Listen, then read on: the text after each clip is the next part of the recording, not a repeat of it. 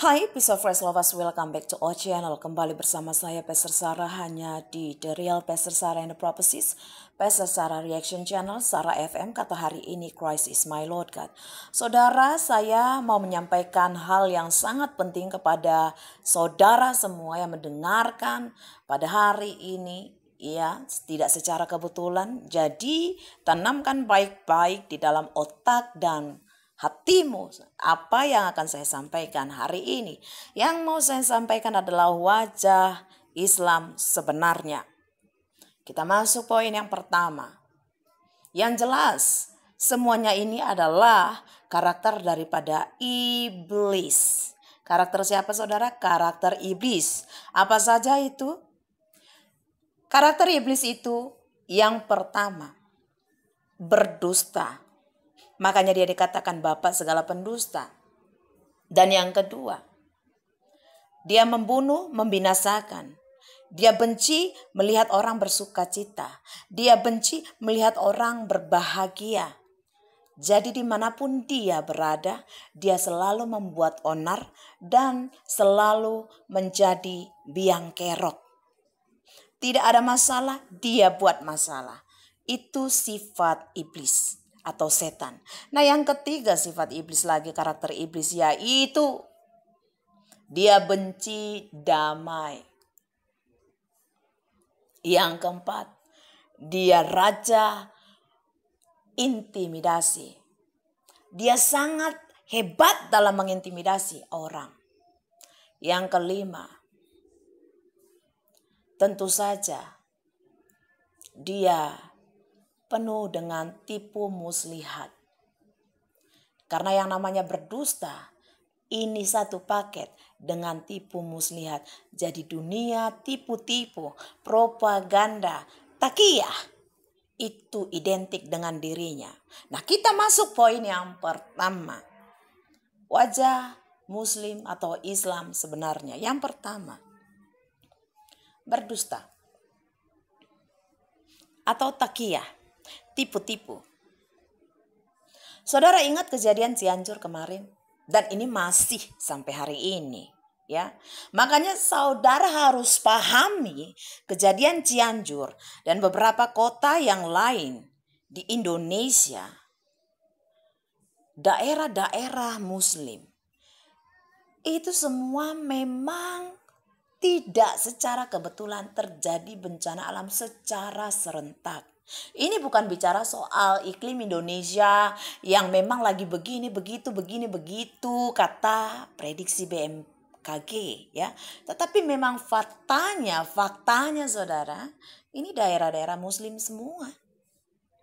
Dan ini pedang Tuhan sedang ada atas mereka untuk melakukan penghukuman karena penghujatan, penistaan,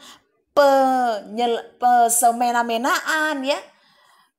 Dan semuanya itu selama ini merajalela di negeri ini. Dan bangsa ini tidak melakukan apapun untuk memberikan keadilan kepada orang-orang Kristen di Indonesia. Juga agama-agama lain di Indonesia yang mengalami kesewenangan dari orang-orang Muslim ini. Hukum tidak memberikan keadilan bagi orang Kristen. Jadi, logikanya, mereka menganggap Tuhan kita mati, tetapi Tuhan kita hidup. Indonesia, negara, bahkan pemerintah mungkin memang tidak bisa melakukan apapun untuk mereka yang melakukan kriminalisasi terhadap kita orang Kristen. Tapi Tuhan itu ada.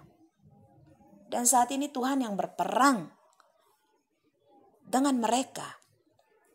Makanya saya katakan tentang firman Tuhan Yeremia 48 ayat 10.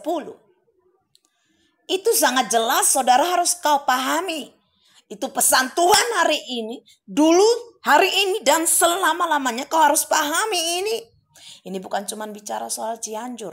Ini bicara soal semua kota-kota, daerah-daerah Muslim yang sedang mengalami bencana alam. Firman ini berlaku. Yeremia 48 ayat 10. Jika terjemahan LAI menuliskan terkutuklah orang yang melaksanakan pekerjaan Tuhan dengan lalai. Tetapi sebenarnya yang dituliskan yang benar adalah terkutuklah mereka yang mengerjakan pekerjaan Tuhan dengan cara kelicikan, tipu muslihat. Setiap saudara yang melakukan, ayo donasi, saya nggak terlalu suka untuk membuka open donation, buka donasi. Kalaupun misalnya kita orang Kristen mau mendonasi, donasilah saudara dan keluargamu orang-orang Kristen sesama Kristen di daerah bencana itu. Langsung kepada pendetanya dan pendetanya mengkoordinir siapa saja jemaatnya yang kehilangan. Baik itu kehilangan sanak saudaranya yang meninggal, ataupun kehilangan harta benda dan rumahnya, atau mungkin pekerjaannya, atau mungkin yang sedang sakit. Begitu saudara, kalian harus belajar dari orang-orang muslim. Muslim itu, mereka sebelum mendonasi kepada orang lain, mereka mendonasi kepada saudaranya. Dan mereka mengutamakan orang muslim. Kenapa orang Kristen sangat tolol? Dan jangan jadi tolol, jangan jadi dungu, jangan sok-sok mendonasi dengan tipu-tipu muslihat, dengan kelicikan, padahal sebenarnya kau hanya untuk mencuri kemuliaan Tuhan. Biar supaya dilihat kau itu, dia toleransi. Bicara soal toleransi, ini bukan bicara soal kau mendonasi mereka. Sedangkan kau sudah tahu tentang firman Tuhan, ini penghukuman bagi mereka. Dan jika kau menolong mereka, ayat 10 itu Yeremia 48 ayat 10, dan di kalimat selanjutnya dikatakan, terkutuklah orang yang menghambat pedang Tuhan, orang yang memasang badan terhadap pedang Tuhan dari penumpahan darah. Kau terkutuk saudara jika kau menolong orang yang sedang dihukum Tuhan. Kau menghambat pedang Tuhan dari penghukuman kepada orang-orang itu. Kau terkutuk. Dan kalau kau pasang badan, melindungi, menolong orang-orang yang sedang dihukum Tuhan ini, pedang Tuhan itu akan mengenai kepadamu. Kau sama terkutuknya, sama dihukumnya dengan orang yang dihukum Tuhan itu. Kau camkan itu. Ya. Itu yang pertama tentang dusta. Ini muslim. Lihat bagaimana bupati itu waktu itu mengatakan, itu bukan tindakan intoleran. Dia sama berpendapat dengan Kapolres Cianjur, Doni, AKBP Doni. Dia sepakat bahwa itu bukan tindakan intoleran.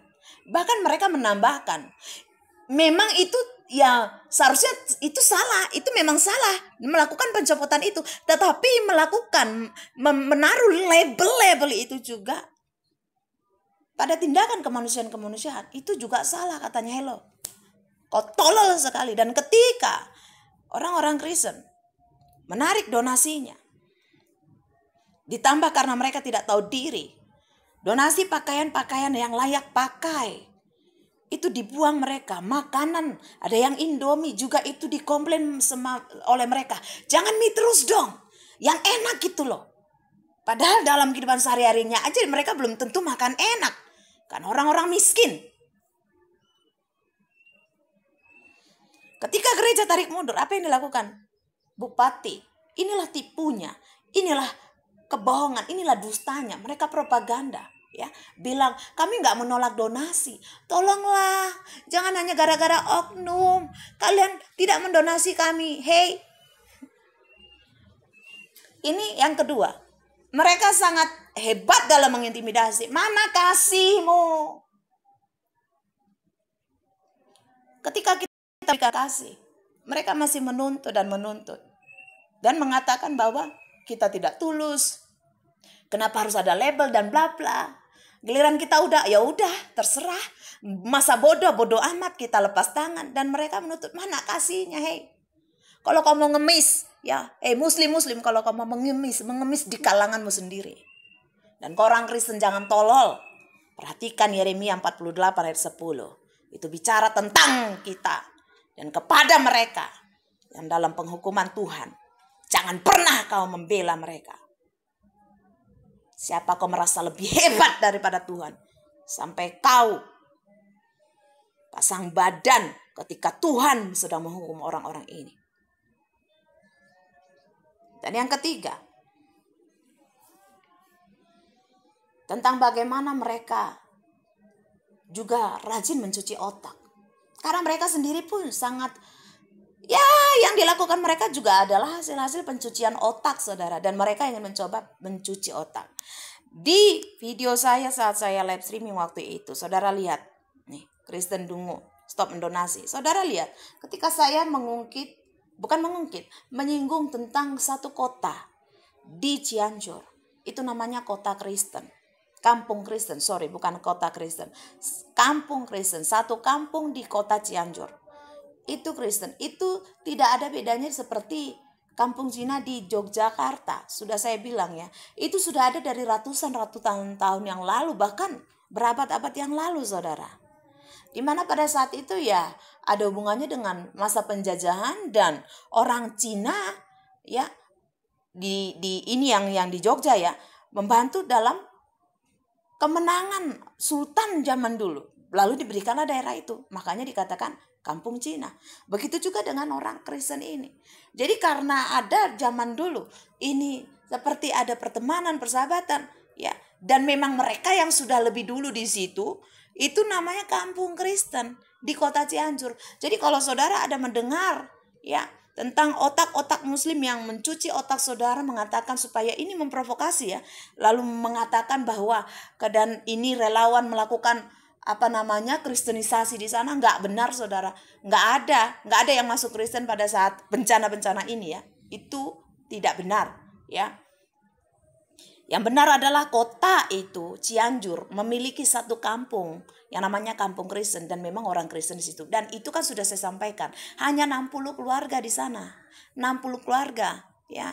Saya akan tampilkan lagi link itu yang oleh dari kaum muslim sendiri, mualaf yang ada di komunitas mualaf itu yang ada di Cianjur. Itu hanya 60 orang saja, 60 keluarga saja di sana yang Kristen. Dan itu sudah lama, berabad-abad lamanya, beratus-ratus tahun lamanya itu sudah ada di sana. Jadi bukan tiba-tiba mendadak ya. Jadi makanya saudara, inilah wajah Islam sebenarnya. Inilah wajah Muslim sebenarnya. Ya, sama seperti juga yang sekarang tentang Anies. Ya, di saat orang lagi bencana, warganya, orang-orang Muslimnya yang bencana, apa yang dia lakukan? Dia masuk, ya, menyusup dan juga ya kampanye di daerah-daerah Muslim. Untuk apa, saudara? Untuk melakukan pencucian otak. Ya, strategi yang bagus untuk Anies. Tapi ya, inilah dia yang mau saya sampaikan. Ya, saudara. Jadi orang Kristen, ini bukan bicara soal kasih. Kan walaupun kau mau bicara soal kasih, sebelum kau mengasihi orang lain, pertama kasihi dirimu sendiri. Yang kedua, sebelum kau menolong orang lain, tolong keluargamu sendiri, tolong saudaramu sendiri. Siapa itu? Tentu saja saudara kita, keluarga kita adalah sesama Kristen. Dan jangan menolong orang-orang Muslim yang mengalami bencana alam pada saat ini, karena ini adalah masa penghukuman Tuhan buat mereka. Dan jangan pasang badan terhadap pedang Tuhan saat melakukan penumpahan darah, karena artinya jika kau pasang badan dan menghambat pedang Tuhan, maka Tuhan katakan terkutuk. Kau tidak perlu melakukan pencitraan dengan melakukan donasi-donasi kepada mereka, karena itu tidak perlu. Dan Tuhan katakan jika itu adalah kau juga adalah orang yang terkutuk. Ya, saya Pastor Sarah, Tuhan Yesus memberkati. Shalom.